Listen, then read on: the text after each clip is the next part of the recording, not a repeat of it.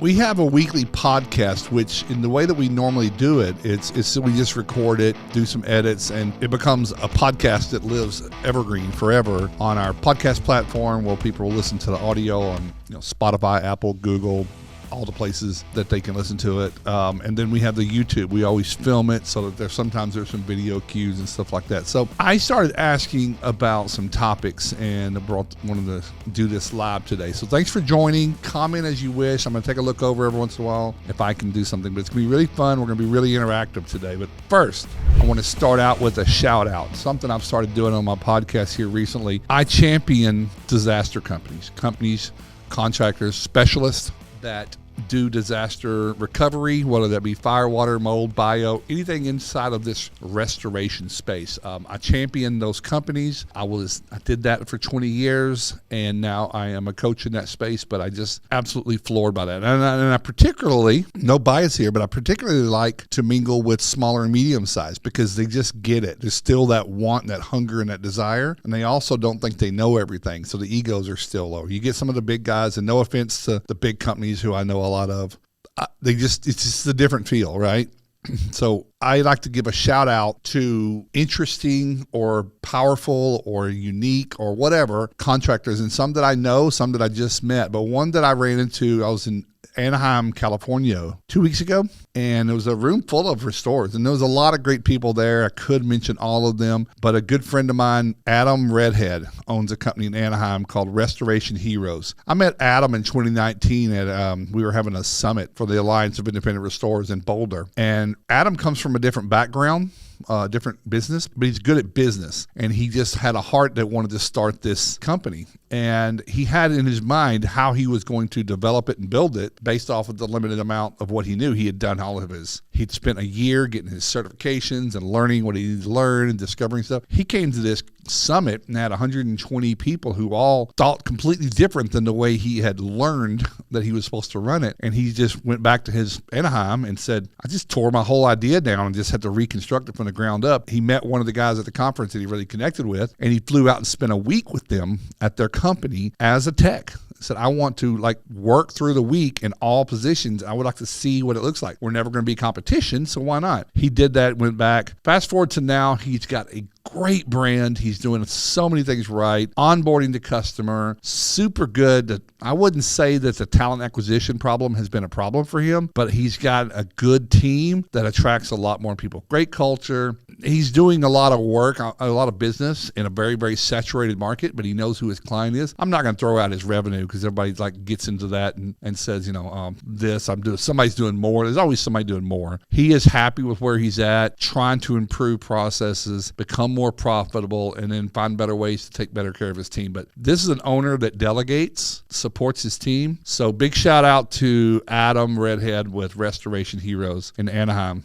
About 3 weeks ago, I put a poll into two different groups on Facebook, the forums. One being the water damage cleanup page or restoration page, and then the other is my own group, Restoration Nation. I wanted to share with you the results of that poll as we talk about it, because it's very interesting and it's going to tie into some of the things that we dive into later. The question that I asked was, do you feel obligated to comply with your client's insurance or even communicate with them? This is a very big question. It's a very polarizing question, and one of our feedback for today's input is about this. But here's the meaning of the question. We all want to do the best we can for our customer. There's no doubt there. Sometimes that means they don't know what we know. We have to help them through that process. But the more that we have leaned in over the last 10, 12, 15 years in this industry, trying to be their advocate and their claim specialist and all these other things, the more we do that, the worse it's ending up for us. And there's also laws around that. So when I say you're obligated, that means that when their customer, you're not on a managed care program, you're not on a TPA, their insurance, who clearly just has one goal, which is to minimize how much they pay, is using processes to get you to change your price or to put the customer in a bad position where they alienate you and go with the carrier and the program and TPAs. They get a check for much less than what you invoiced, and now you're stuck with the upset customer. Do you feel obligated to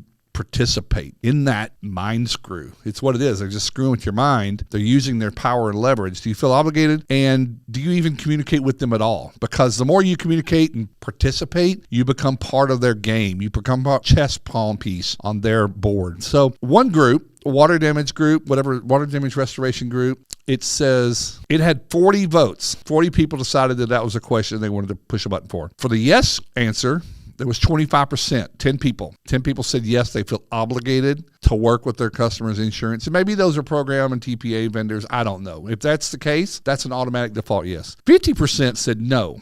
Of the 40, 20 people said no, I don't feel that obligation. And then I left the option open. Didn't intend to, but I left the option for you to add another choice. And it was depends on the situation. 25% more, to round that up with 10 people, said depends on the situation. So we could dive into what that means, but depends on the situation. That sounds like it's not yes or no, and you don't have a process around that. You're probably caught on the fence, and sometimes you get lucky and sometimes you don't. And I don't like to leave my business up to luck. So that's it. In Restoration Nation, we did not have as many votes. Group's not as big. I don't know why. Could be that, because I post in my own group so much, Facebook has algorithms that doesn't show everybody. They didn't see it. If I were to ask every member of it, they say, I never saw the poll, or I'm not even on Facebook. And there's that. They had 17 votes, and there was just a yes and no. 5% said yes. One person out of 17 said yes, I feel obligated. 95%, 16 people said no. So there was no middle ground. It was heavily weighted to one side. What causes that? I don't know. So do you talk to your insurance company? Do you deal with their insurance? Do you feel obligated to remove line items, discount the carrier? Everybody, if you follow me, you know how I feel about that. I don't know why. I'm perplexed about why that's even an option. So anyway, thought that was really interesting, and I wanted to share the results with that. I think it was probably ended.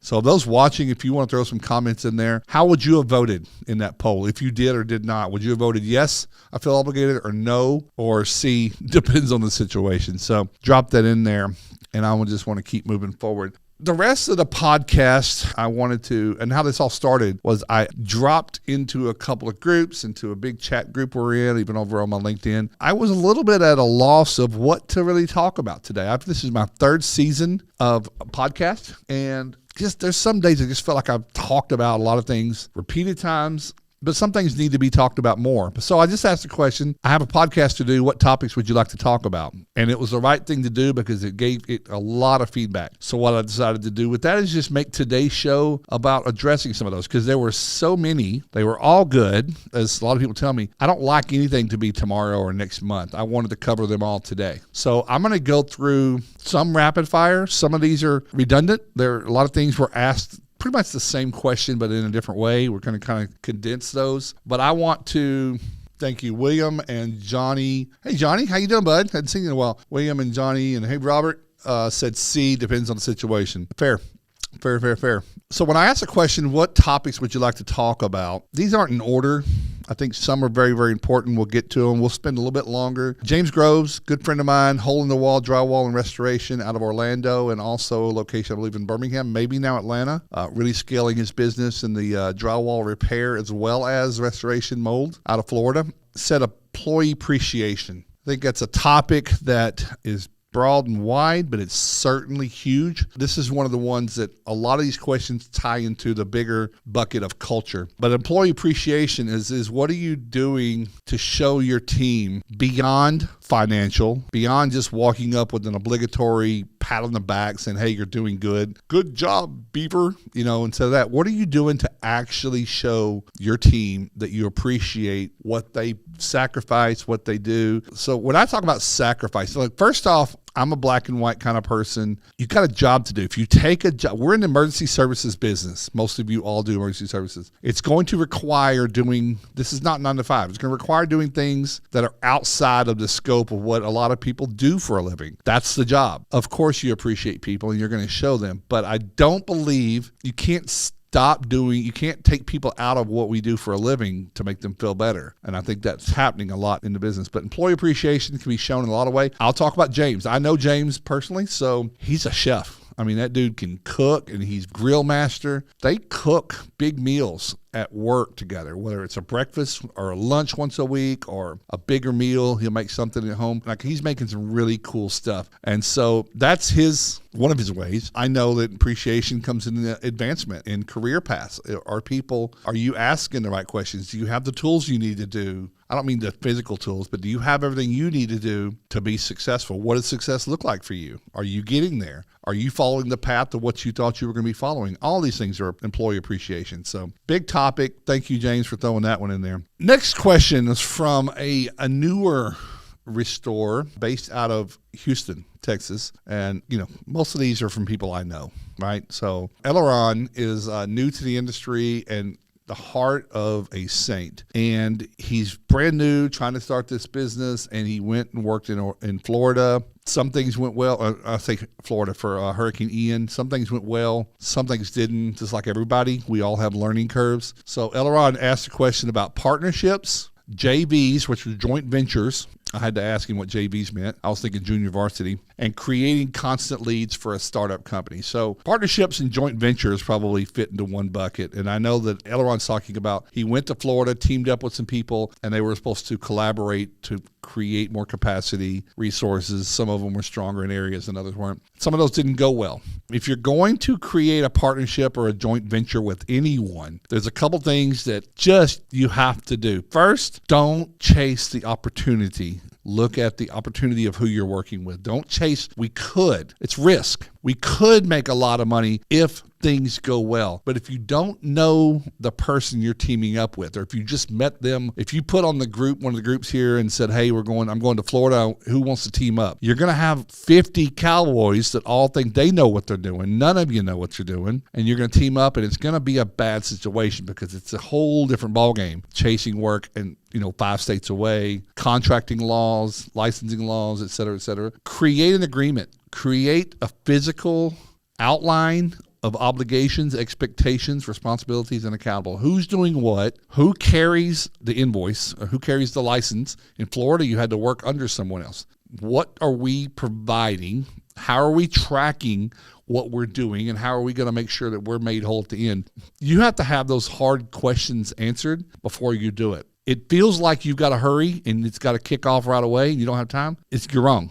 You don't have to do that. If you're aligned with someone who goes to Florida and you're trying to do mold where it's licensed mold, I'm not going to have a partnership with someone who breaks the law. It's a mold regulated state. You got to have a license for that. I'm not going to put my brand up for jeopardy. So partnerships, agreements, and don't forget anything and whoever you work with becomes your tribe, your public, your community, even 5 states away back in Texas or up in Oklahoma or up in Virginia. In the world of social media, everything follows you. You can't go out to Florida and do stuff and no one knows anymore. It's just those days are gone. So whoever you circle yourself with now is going to have a lasting impression on the next several years. People forgive, but they don't forget. So partnerships, create a scope of work, an agreement, a binding agreement. That way, when someone's not paying you, you have a legal leg to stand on. If you have all that, then it's all about vetting the people. Be really picky. Be really, really picky. I would love to not go do any work and put out any cost and just build my market at home or whatever, or just do it slow and the hard way, than I would be to team up with some cowboys that aren't going to pay me. And then the other one, Aileron, is creating leads for a small company is Business 101. It's something that everybody faces. You have to know how to market and sell.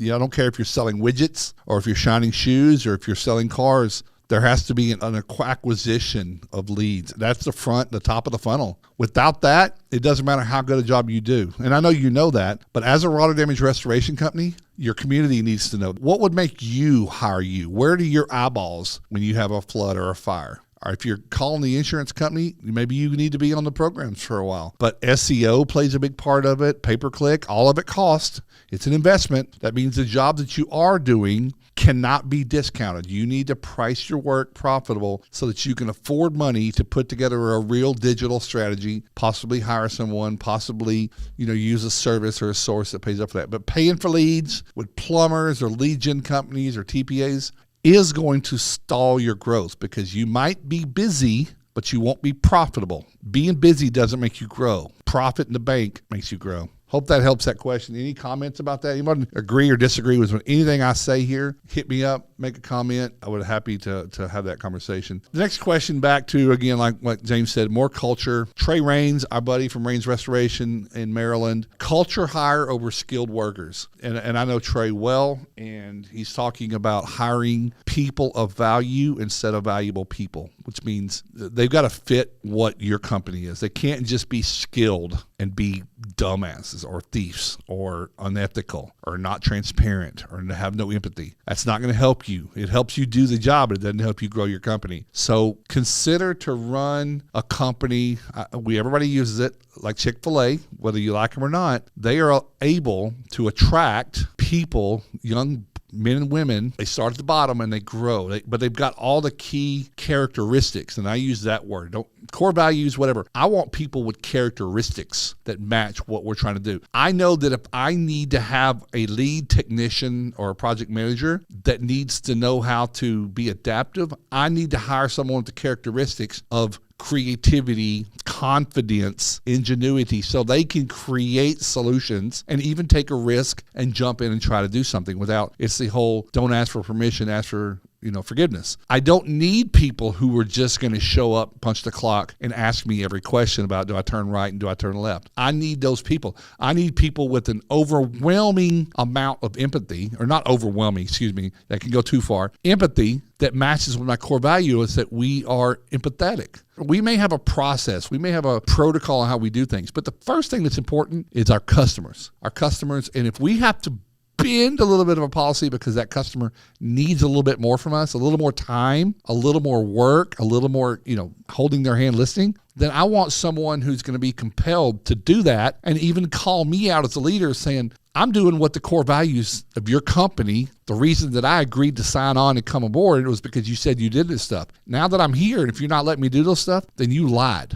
Hire that. And I think those people become your skilled people. I think someone starting in your company without experience in restoration has the potential to be a far better long-term employee, junior leader, and then foundational piece of your company than those that you just hired who might be bringing bad habits, who might not be working somewhere else because they have done something wrong. They're not employable. So, they're on especially right now, everybody, if you're looking for a job, it's not hard to find one. So you might be getting the crumbs of what's left over from the good stuff. Eric Downey out of Louisiana. I love Eric. Eric's got a lot of energy, man. That guy hits it hard. He says, the way we've always done it, that's all he said. I don't know what he means is adaptability to change.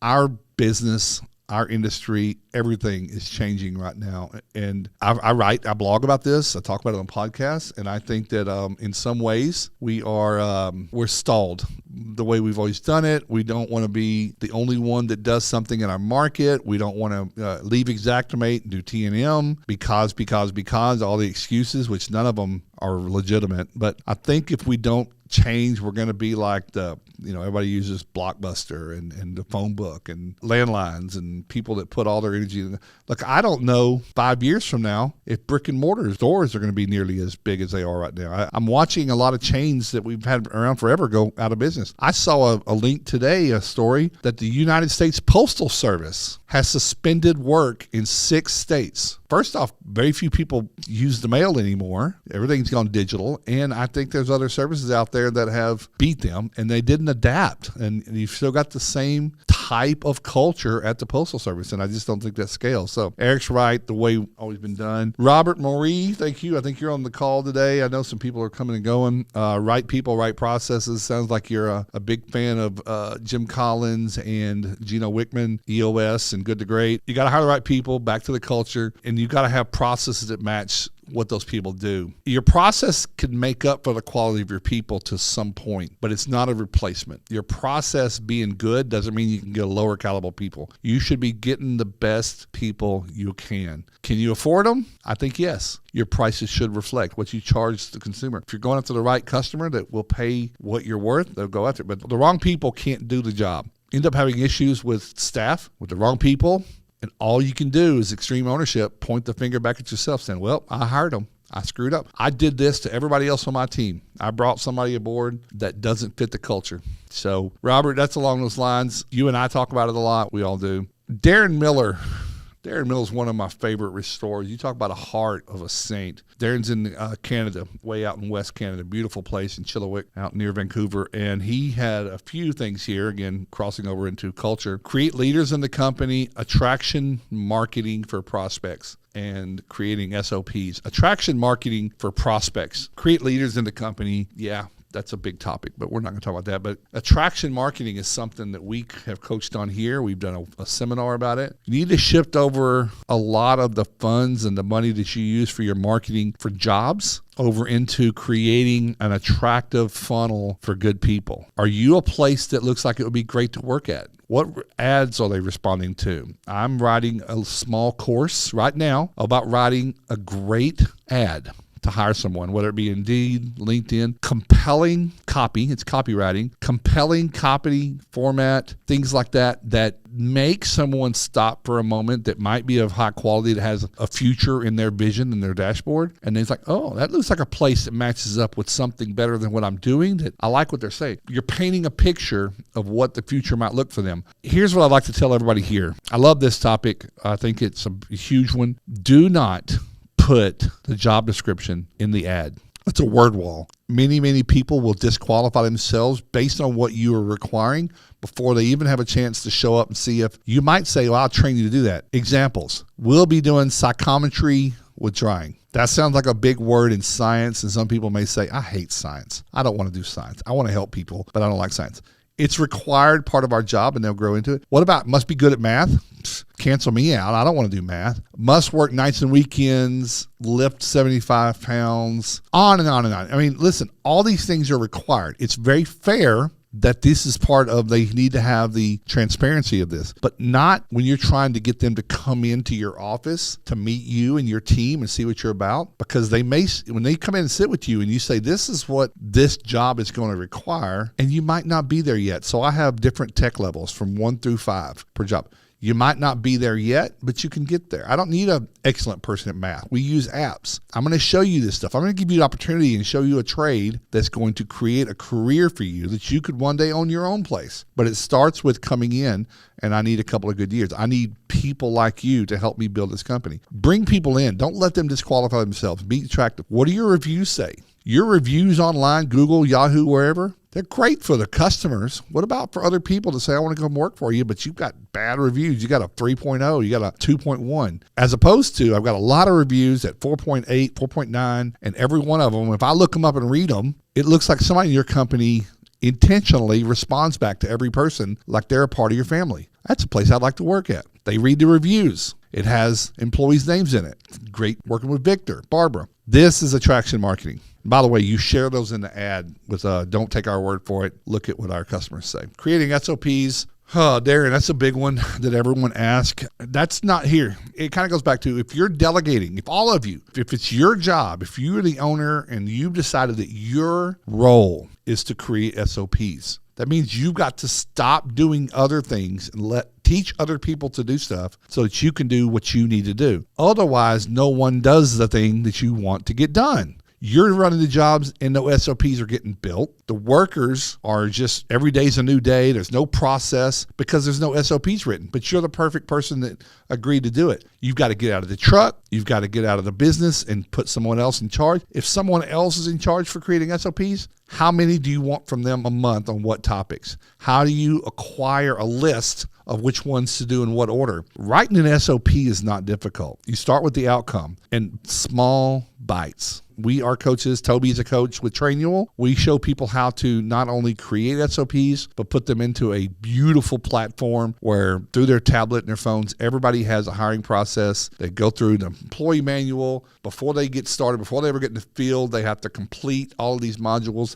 How do you change the filter on an air scrubber? It's that simple. The final goal is what you want done. A new HEPA filter be put in a HEPA 500, which is, by the way, different from other models, but it's one module around that. So you start at the beginning. To get from there to there, what tools do you need? How do you do it? When do you do it? How do you make sure that you did it right? And what happens if you can't complete it? Who do you talk to? That's a process. But what that means is you will change the filter on a HEPA after every 5th job. How do we know which job it is? You put a sticker on the side. Check mark. Completed job. 1, 2, 3, 4, 5. Do you know how to test a hair scrubber for CFM? All these things. Create a process. How do you log into Xactimate? How do you create an Xactimate? There are free and very low price paid programs that allow you to screen record. And it could be for your software. How do you create an estimate in Xactimate? How about you start one from the beginning and film it? Someone has to watch it with you narrating your steps, talking about it, break it up into smaller pieces. SOPs aren't hard, but it's taking that first step. There's someone one time that said anyone can learn how to do anything in 20 hours or less. But it's that first hour which takes people years to start. Remember that. If you start saying right now, I want to create 5 SOPs per month, do you know how many you'll have at the end of the year? I'm not a mathematician, but you'll have 60. You'll have 60 SOPs. And if you're starting with the most important things, it starts to create something. Then you delegate to people that are in divisions. The estimator should be creating SOPs for estimating SOPs. The office admin should be creating those. The field techs, the business development people, everyone else should be assigned a lane, and they're creating SOPs, which will, now, I've learned that people are like, I'm not going to document my job because you can get rid of me. That's not the right people. That's the wrong idea. That's the wrong plan. Now it's when they become managers of other people, they now have something to send people through for training. So I hope that helps. Darren, thumbs up, anyone? SOPs aren't difficult. Finding times and the format in which to do them can be. If you don't want to use the app, use Google Drive, use Dropbox, start creating them. Folders, subfolders. Then figure out how you're going to deploy those for people to watch and learn. And then you got to validate that they understand it, comprehension, quiz, an assessment, and someone has to sign off saying that I've seen Darren do this 3 times. 3 times they've done it, they are now proficient in doing it. It's that simple. David Cashian, employee transformation. We're kind of talking about the same thing. How are they becoming better than they were yesterday? The same way you would be, right? What are you doing to help them, not just professionally, but personally? Do they trust you? Are they following you? Are they willing to do anything? Do they sign up to go where you're going, where you're taking this ship? Employee transformation is very, very full. Again, this is talking about, I'm going to go ahead and mention it right here as we're talking about that. I have a blog that's coming out in a few weeks. It's called Things Break in the Middle management. There's this principle of the Peter principle where junior leaders are, anyone that shows up, does a good job, has some core values, they're usually promoted and elevated in their company. What happens is a few things. They're elevated up to a level where they're incompetent. They continue to be elevated. Well, now they're in a position where they're managing other people, but they have no skills around that. They've never done that. So they're expected to do so. And you see a degradation of their spirit and people's willpower because now I'm in a position I'm not qualified for. I'm getting paid to do so. Somebody's going to find out and take my pay from me. It's not good. And then you've got people below and above that are just have different expectations of what's really going on. Transformation is very important, but if you're going to put somebody in a new position, it should be a month out or a couple of months out because there's got to have a track, have an idea of how you get people going forward on that. Silver Warrior. Amazing how a solid SOP still needs to change as technology changes. Same fundamentals usually, but may need to be updated several times a year in some instances. 100% right, which is why I prefer Trainual because your employees are logged in. They're going to be notified. If you change an SOP or a procedure, if you use a different program now, or if you add a step to it, they're notified that what you learned has now been modified, changed, and they now have to take it again. So what you have is accountability that Silver Warrior is told that there's a new way to change a filter. We use a new filter type or we've blah, blah, blah, whatever it is. And we use Xactimate in a different way because it's now Xactimate 1 instead of whatever version we were in before. There's a whole new set. Someone has to learn it, but you don't have to go out and find everybody in the company and kind of ask them, hey, what do you remember how to do? They're told again, they take some training again, and maybe it's just a module or two that's been updated. Again, it's validated. They sign on, they take a quiz showing that they're proficient in it, and you now have the ability when someone does it wrong and says, hey, you're still doing it the old way. On April 3rd, you took a quiz that said you knew what to do. You have been taught. By the way, that's how you make sure that everybody in the company is on the same level playing field. Good stuff there, Blaine. Blaine is a Silver Warrior. Jumping ahead to asbestos testing, that was a big one. It was what houses or what structures do you test on and who pays? Both of these, I'm not going to go dive into them. I'm going to say in the description of this post, I'm going to put the link to, we did a whole thing on asbestos testing. High level, it's required in all states. If you have workers on the job, you're required to ensure with an ACM test that building material of which you is disturbed or will be disturbed does not contain any asbestos. It's a state law. Some states have more, but you can't just go and do demo. There are penalties, heavy, strong, very expensive. I did a podcast on the new penalties of that. All this information we talk about, but you must do it. Carrier doesn't want to pay, doesn't mean you can't do it. You got to figure out how you and your customer have to reconcile that I'm going to incur costs. Make them pay for it. Or you just have to walk. You can't do a job that you haven't tested. There's houses built in 2017 that are coming back with asbestos in the joint compound, different glues. I've talked about this one ad nauseum. So I understand if you haven't ever seen this conversation, but if you've seen it and you're choosing not to act, you're not the right people. You're not doing the right thing. You're not a restoration professional. I am absolutely sorry that comes out sounding the way it is, but you're not. You cannot expose your workers and your company to asbestos laws and harm to their health and the property of others if you know it's the law and you just choose not to do it because of some adjuster that says he doesn't want to pay for it. It's your job to say this is what our company does. It's a law. I don't kill people because it's against the law. No one can ask me to kill someone. Who pays for it? Your customer pays for it. I don't expect you to absorb it. Why would you? It's the cost of doing business. You're damn right it is. I got one big one that I'm really waiting to get to that I can't wait to talk about. Ryan Piles from Rochester, Restoration HQ, talked about, and he was more of a statement, but he also wanted to bring this up, communication with carriers, which it ties back to the poll I mentioned.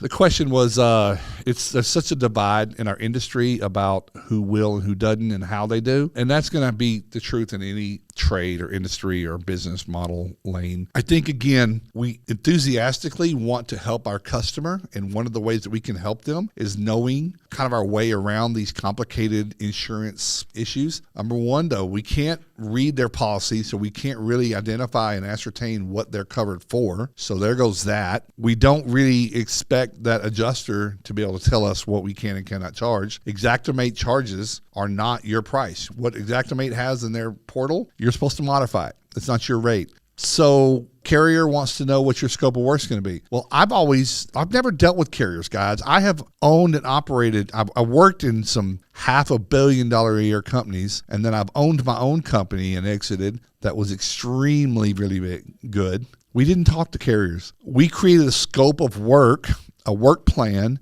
a drying plan, and a timeline and a schedule of what's going to happen. We gave the customer everything that their insurance company needs. But at the end of the day, the customer was who was responsible to pay us. We entered into a contract. If they said, hey, my insurance is going to reimburse me for this, great. I'm really glad that you have insurance because that's a very valuable tool to have in your bag. Everyone should have insurance if they don't. You should have the right insurance. You should have enough. What's happened was the insurance companies have learned from delay, deny, defend. Delay, deny, defend. Well, I pulled the book up, and I know those of you listening won't get this, but I'm holding up a book called Delay, Deny, Defend by Jay Feinman that talks about they hired McKinsey Consulting, a huge multi-billion-dollar a year consulting firm, to help them write a playbook on how to avoid and how to play this game. And the more you communicate with them, the more you are helping them stall or whatever. But they at some point have chosen, carriers, insurers, TPAs, have made some kind of hierarchical decision that we're going to mislead our customers. We're going to, I call it abuse because it really is. We're going to underpay them and use tactics that are spelled out here, which, by the way, are actual and factual. They are not myths. They're not rumors. These are from whistleblowers, and these for the McKinsey report, which was made public itself. They deploy these acts to use bad faith and even fraud for their customers, and that's a shame. Now, why don't I communicate with carriers? Not all of them are the same. Not all adjusters are bad people. But if I, as a company, decided it's inefficient and it's not profitable for me to be my customer's claims associate, then I'm going to choose to not even. Now, I'm not going to say I won't communicate with them. That's very broad. If they call and have a question about something, I think it's completely legitimate for me to answer that. But it's when they start to tell me what they do and don't pay for, well, I stop them. We're not going to go there. I've already promised my customer that wouldn't happen. This is already in my onboarding course that I've already given several times. I want to make this a real course, an e-course that you can take anytime. You're onboarding your customer to tell them what you will and won't do. If you choose to deal with carriers and communicate with them, that's fine. Continue to do that. But you don't get to complain about what they do to you and to your customer anymore. If you choose to do that, because here's the thing,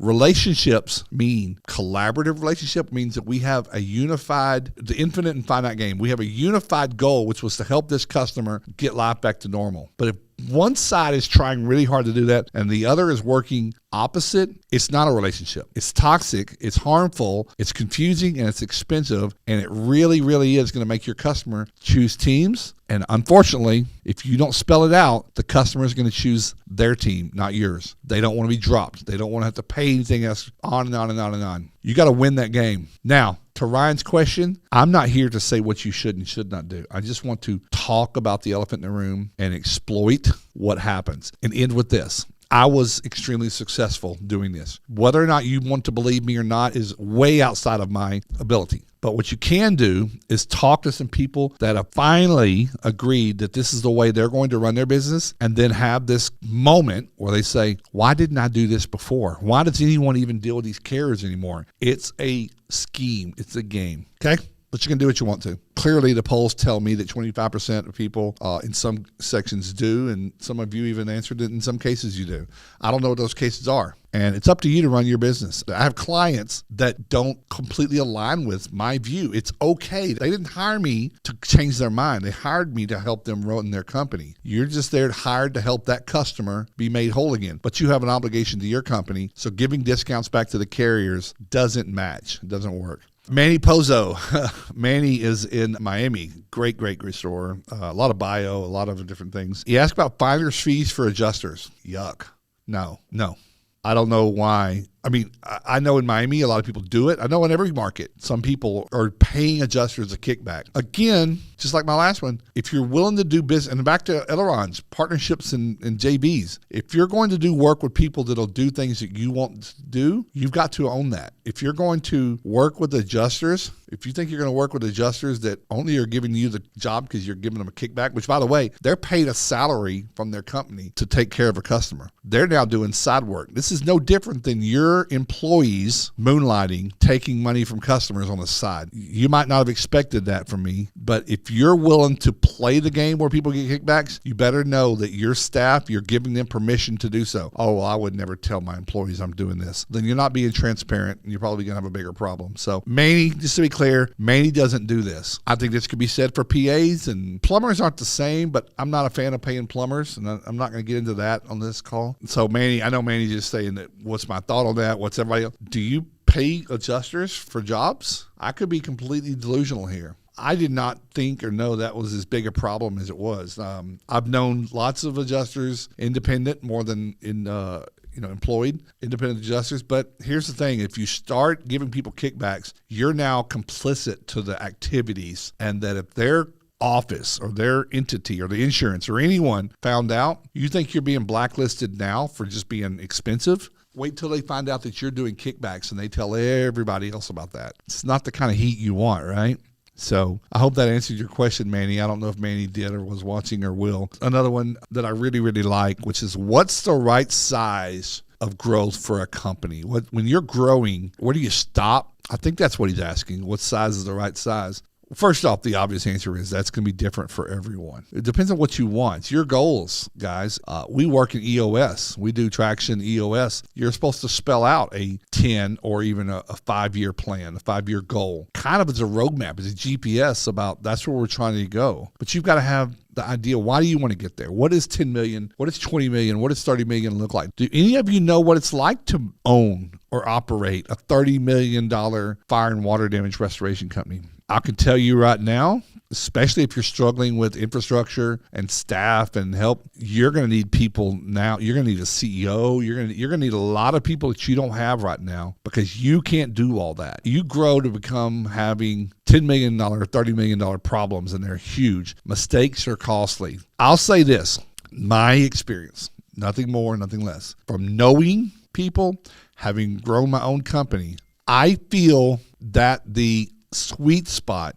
for a water and fire restoration company is between 4 to 6 million, maybe 7. There's some caveats there. What is your net profit? No, not gross. I don't care about your gross. Not at all. 0%. I could care less about your revenue other than it's a tracking measure. What's your keep on 7 million? Is that blended between reconstruction, which takes a lot longer? It's a different set of functions, and it kills your profit margin too. So if you're doing recon, maybe that's more like 8 or 9. But what do you want? And then Why are you building a company? Are you willing just to have something that you said was yours? Are you trying to create, which is, hear me now, the idea of owning your own business is not to have another job. It's to create a company that produces an income stream for you with as little or no input, a team running it, a company, so that you can go do one of two things: enjoy your life, whatever that looks like, or start other ventures to create other investment opportunities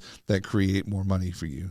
Meaning family. What does it mean? Are you frustrated because you don't get enough time with your family? Well, you can't keep doing what you've been doing and you be the one person in the whole company that everybody comes to for everything. That's not going to serve that need. You got to have a plan. It takes a while to put that in, but it starts with a plan. If you have a $30 million a year company, do you know how to hire a CFO, a CEO? What do you expect them to do? Do you have a vision that's clear enough for them to cast that vision to execute on it? Or is it just murky enough that all you're doing is just every day you're just reacting to $10 million worth of problems? It's not fun. I know people that have scaled to 15 and miss being at 4 and 5. Okay. How you have it set up, I don't know. If you're trying to just grow it, to sell it, to have someone come along and write you a big check for it, that's not a bad thing. Okay. But just know what it takes. For you to get the right EBITDA, for you to get the right multiplier, you still got to have a lot of good, strong things in place, which lead to a valuation that makes it worth for you. You can't build an $8 million a year company that's not worth anything if you don't have any SOPs and you don't have any, your receivables are a mess. And if you leave, if you sell it, you have to stay aboard as an employee for 2 years. Very common way to do M&As, mergers and acquisitions, or you walk away. Everything can't be in your head. They've just now bought something that they've got to reconstruct from the ground up. That's not valuable. Investors want something that's already printing money. They look at your business as a business, not as a empathy thing. So what size, Benny? I'd love to talk to you offline about that. I do a lot of goal setting and business planning with people. That's what we do. So that's it. I'm going to go to the big one that I want. Actually got two. I'm sorry. A couple of comments here. Always test. Yeah. Silver Warrior says he's never paid for adjusters.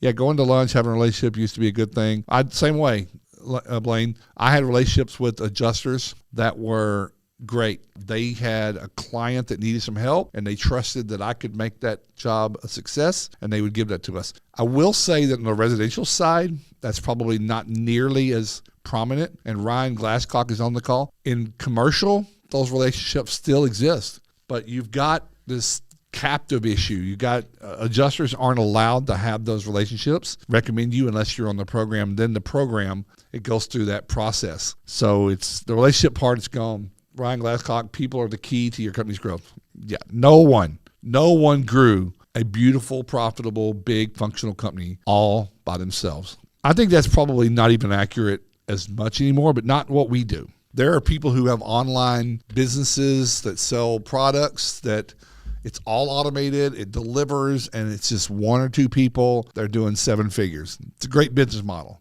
Starts to make you ask, why are we doing what we're doing when they can do that? I'm making online courses because, guys, what we're talking about here is scaling. I want to create a company where I'm not the person that I want other people to grow. I want other people to get podcasts and write blogs and get clients. I don't want to be the center of this company, and I'm not. We've transitioned. I'm creating online courses and digital products so that people can buy those at their leisure, at their time, watch them from their device, learn a whole lot, real simple, frictionless. It's the way the world's going, but it's also a way that I can grow and to do other things, whether it be take a cruise with my wife, go Montana, sit and fish all day, or start other companies that help more people and scale that way. But that only happens with good people. It doesn't happen with no good people. So when your next hire, first off, you need to really, really get serious about hiring a team. I get it. How do I bring people aboard if I don't have enough leads coming in? Well, how are you getting more leads if you're doing jobs? If you're in the truck, if you're not able to get out, shake hands, kiss babies,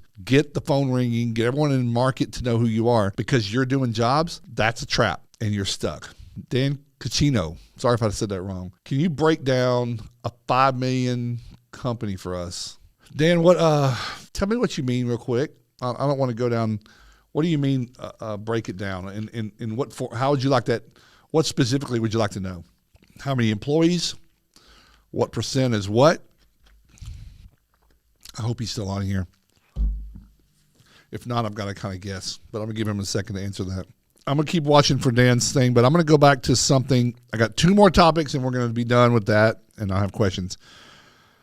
Oh, this was a question from a couple people, and it gained some momentum, which was bids for projects, bids for restoration. So I asked a clarifying question. Are you talking about mold jobs? Because we don't really bid emergency services as much. I mean, I've given them a ROM up front, rough order of magnitude. But when you talk about bids, and what they clarified is bidding on mold jobs when there might be multiple bidders. Also, what it came up about in one person, again, not calling someone out, but I was really shocked to see this. I'm going to be really, really honest, but it's worth discussing, is their insurance denied their claim, and this now was a cash customer. Okay. And so it was $33,000. So they made an offer to the customer. And I love this. And I'm going to talk about this. They made an offer to the customer, now that it's cash pay, 5 incremental payments for a total of $18,000, or cash today to get started for $13,000. It's actually, strategically, that could be a benefit. But here's a couple of things I want to talk about. There's something called price discrimination. It might look frowned upon. And my initial response to that was, I treat all customers the same, whether they're paying or their insurance is going to reimburse them, because ultimately I look at customers only as they are paying me, they're being reimbursed by their insurance company. I also will say that I've put together a ROM, a suggested price, based on my numbers that I know I can do that job for. There's not that much flexibility. If I know I have this much overhead that I have to clear and I want to make this much profit and it's going to cost me this much to do the job, I've got that price right there. What has happened? Now, first off, sales 101, you have to build trust with your customer before you give them a price, before you even go out there. Again, plug right here. My client onboarding talks about all the things that you need to put in place before you ever even know your customer exists. The language on your website, your social media, how someone answers the phone, everything. The customers need to know how you do what you do and that you're the right choice. How many reviews? What do other people in their community say about you? What does the mayor in that town say about you? Have you ever gotten the mayor to write you a testimonial? Do you know the mayor? He likes you. Would he write you something saying, I've never had a fire or flood in my house, but I trust Dan? When you take a number, in this specific case, and maybe you've had a case like this, when you drop your number from 33 to 18 to 13, you have just told your customer that I completely inflated the 33. In the world of price discrimination, it exists in a lot of different business markets. And I would say first thing that came to mind when I was starting to write this up was movies. Movie theaters give discounts to students. They have matinees before a certain time. It's a supply thing. They're trying to get more students in. Students who don't have much money, they're trying to get more of them in, which will improve them getting seats filled, which will be more revenue than empty seats, right? Sell more popcorn, more drinks. Elderly, senior citizen, military, they're trying to find these little demographic submarkets, and even time of day. Matinees are because during the day, many people weren't coming to the movies. So they said, how do we scale this company? We put people in seats when we incentivize them with a discount. This is not the same thing. This is a job that I'm going to have materials and costs, and I've given you a competitive bid that I can do this job for with very little wiggle room, but there's going to be some. But 60%, they don't believe your first number. That person, unfortunately, and I'm not calling them out. They asked for my help. I'm telling you, that customer ended up going with someone else. You lost credibility. You didn't even explain. I don't know that you did. Maybe you did. Is it reasonable to have an insurance versus a non-insurance price and remediation restoration? I would love to see your comments here. Is it reasonable? Is it feasible? Is it ethical? And I wrote this up last night and I spun it around in my head. Yes, there are obvious costs and risk involved with doing work where an insurance company is involved. We've been talking about it during this hour. I'm going to risk that the insurance might not reimburse you. I'm at risk that I don't even know if your policy completely covers all the work that needs to be required for me to warranty this job. If I abbreviate the scope based on what you said, am I really doing you a full job? And will that come back to bite me later? You have to know that.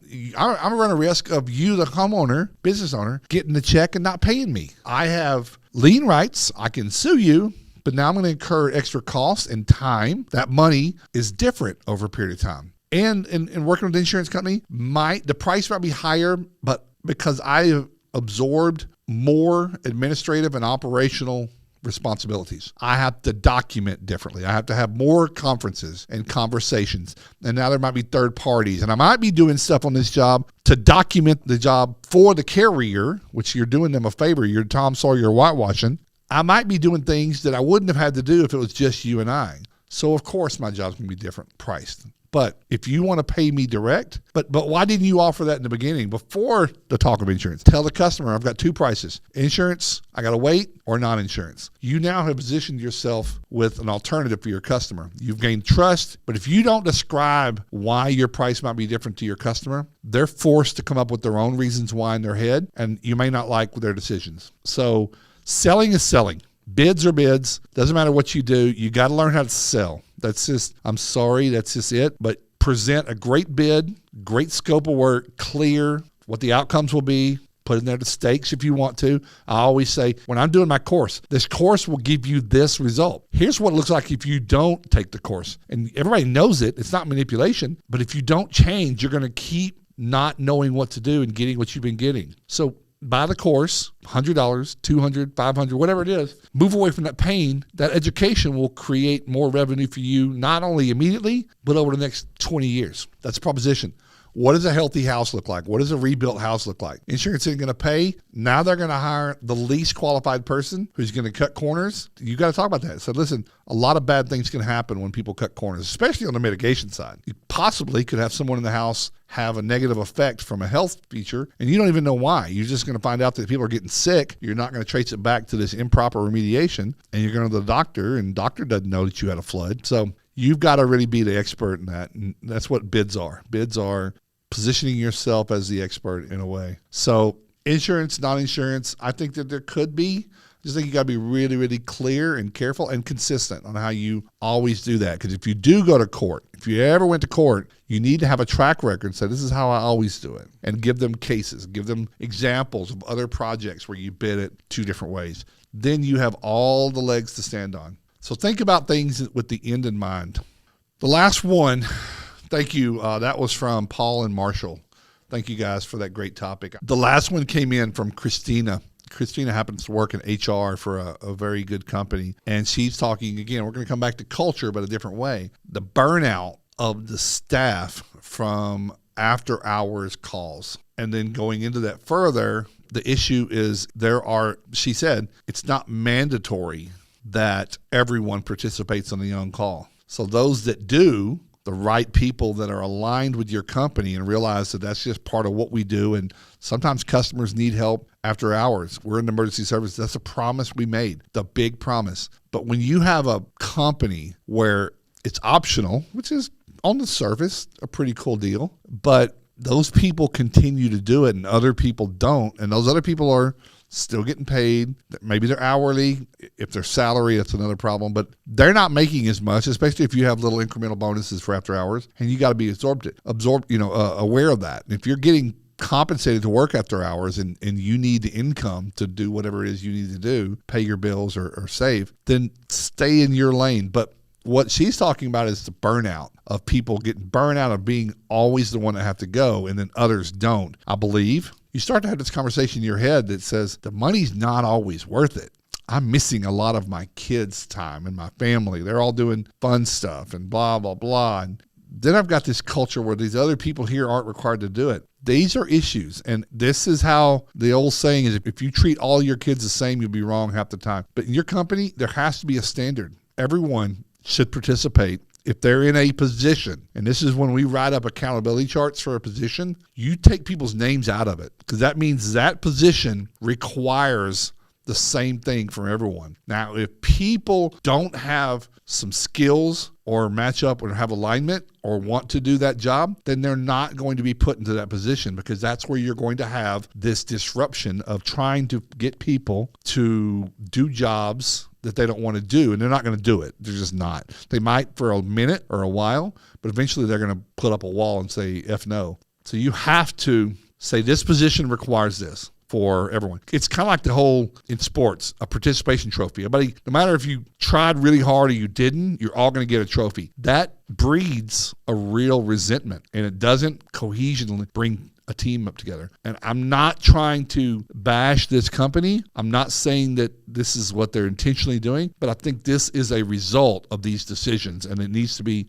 looked at. If there is, in fact, burnout, we need to find out why. Leadership needs to hear them. They need to shut up and listen and say, what are you burnt out about? Well, I'm burnt out that I'm the only person that's working after hours in this whole company. Well, you're not doing many after hours if you just got one person. But secondly, why isn't everybody else? And why aren't they? Well, they don't want to do this. Well, maybe that's not the position. Maybe there's a next level of lead tech and they make more. You reward that. But then you need more of those positions depending on how many after hours calls you get. There's so many different lanes that this goes down. I don't know. Are we going to turn down after hours? Then we're also sudden running people away into our competitors' arms. And if your competitors aren't very good, you're pushing them to make a decision on a place that's not quality, your value goes down. So that was her question. That's a very complicated one. I hope I delicately answered that. I probably didn't. But I think that's a cultural issue, and it's got to be handled in a real black and white way. Extreme ownership. This is the job we've got to do. You got to find people that'll do this job. You cannot have all these different little variations within one position. It doesn't end well. Before we wrap up, Dan, circle back around real quick. $5 million company, what does the company look like? People, positions, etc. Dan, communication only, recon, the market matters. But again, all things being equal, at $5 million, you probably have 25 employees-ish. 23 to 26. You want to keep that overhead low. Depending on how efficient you are, you're going to move all that overhead, the office admin. You're going to have more of that. Somebody's got to train everyone. You're going to have other positions that aren't necessarily attributed and billed to the job, and those are going to be your overhead.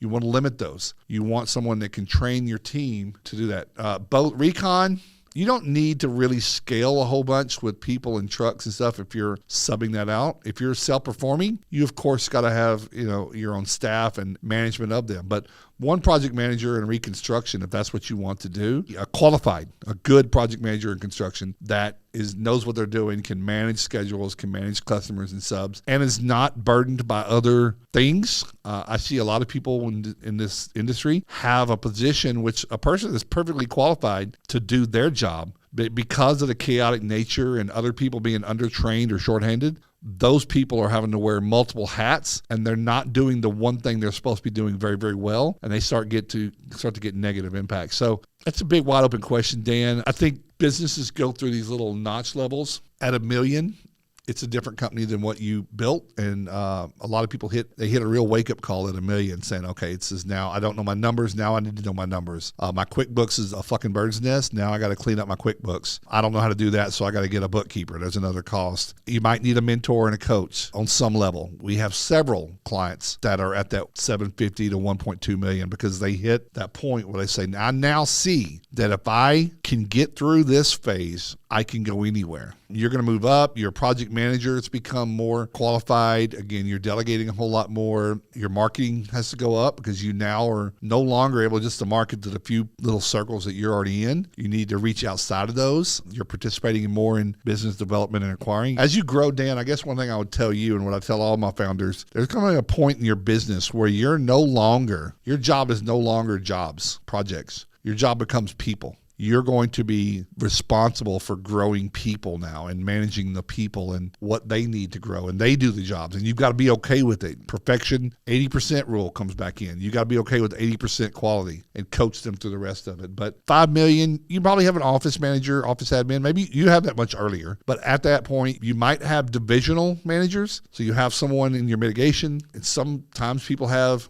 a water team and a fire team, and they have a lead. And then reconstruction has a lead. Business development, sales has a lead. And then who's responsible? But you start looking at your business like an airplane. Who's watching the finances? Who's watching the sales and marketing? Who's watching the production of the different parts? And who's watching, the everything else? So you've got these little interesting parts. It's not something that I can spell out here on the call, but it looks much different than where you were and where you think you might be. Getting to 2 million, people start to believe, I'm making good money. I got this. Then scaling is all you got to do, because you now have people and you've got this roller coaster, inconsistent leads. At 2 million, your overhead is so high to pay the bills when there's not busy. You're going to feel that. Your receivables are going to be higher. You're doing more jobs and you're now holding more receivables. These are all pain points that we go through with all of our founders. And I think there's some people on the call today that probably can attest to that and have dealt with some of that stuff before. So I hope that answers your question there. And I hope anyone else, if you have any questions, you can bring this up. Dan, thanks for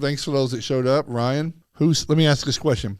Who is starting to see some payments come in from their freeze jobs from the polar freeze across the country? I know a lot of people had huge receivables and a lot of money on the books for that. And I was really concerned about how quick. A lot of people didn't get their invoices out for weeks after because they were so busy in the jobs. And that's something about scaling. When it's important to get your invoices out to get paid, I would say do that within 48 hours. If you wait weeks, you're now no longer on your customer's mind or their insurance's mind, and you're going to go in line with everybody else, and it's going to delay that. Jobs that get put in there quicker and faster tend to get paid a little bit quicker, especially if you've got a process around it in your client onboarding. So anyway, guess that's it. Guys, I appreciate you joining and giving us some time today. I find these sessions to be incredibly rewarding, and I hope that if nothing else, a couple of people wrote some things down and they go and apply it to their business and think about how they're doing it now. Reach out to each other. If you saw a comment from someone, reach out to that person here and say, hey, I like what you said. Blah, blah. Otherwise, reach out to us if you want to grow your business. We have something new coming out soon. It's going to be a membership, which is going to be really, really great. You'll be able to get a lot of knowledge and access to a lot of content and information and courses for a much lower price. And I think it's going to be revolutionary. It's really going to change things for everybody involved. And it's going to allow us to help more people, which is really all we really want to do. So if nothing else, that's it for us. Thanks for watching Disaster Podcaster. As always, reach out at restorationadvisors.com and have a good week. Take care.